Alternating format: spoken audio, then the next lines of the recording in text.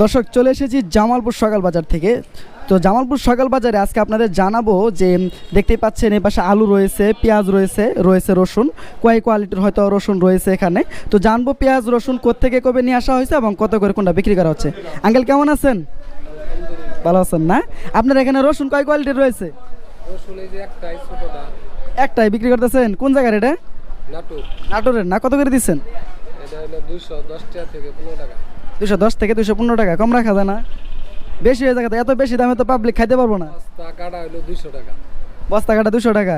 আর আপনার খুচরা ভাবে কত করে বিক্রি করেন? খুচরা 210-15। 210-15 না? আর আপনার পেঁয়াজ কয় কোয়ালিটি রয়েছে? পেঁয়াজ একটাই পাবনা। একটাই পাবনার পেঁয়াজ কত করে দিচ্ছেন? 103 টাকা কাটা। 103 টাকা কাটা। আর আপনার খুচরা? খুচরা 106 টাকা 8 টাকা বস্তা। 106 থেকে 8 টাকা বিক্রি করা হচ্ছে। আর আপনার কত করে আলু? আলু 48 টাকা কাটা। 48 টাকা, এটা কাঠিনালটা? কাঠিনালি চলে না? আর আপনার খুচরা কত করে দিচ্ছেন? 50 টাকা কেজি। তো দর্শক জানতে পারলেন এই আলু পেঁয়াজ রসুন কত করে পাইকারি এবং খুচরা দুনো দামই কিন্তু আপনাদের জানিয়েছি জামালপুর সকাল বাজার থেকে আজকে।